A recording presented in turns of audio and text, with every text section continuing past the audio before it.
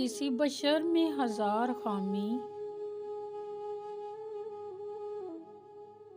अगर जो देखो तो चुप ही रहना। किसी बशर का जो राज पाओ या ऐब देखो तो चुप ही रहना। अगर मनादी को लोग आएं तुम्हें करे दें, तुम्हें मनाएं, तुम्हारी हस्ती के गीत गाएं, तुम्हें कहें कि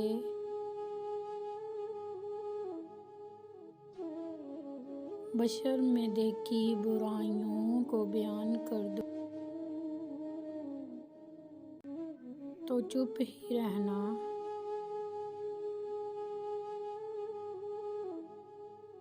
जवाब ये है, दलील ये है,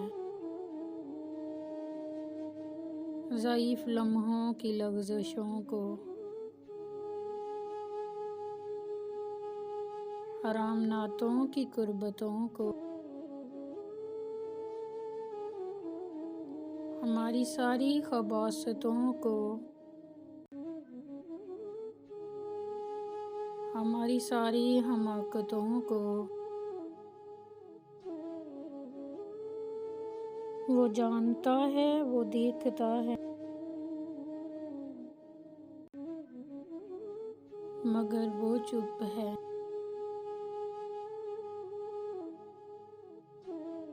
अगर वो चुप है तो मेरी मानो,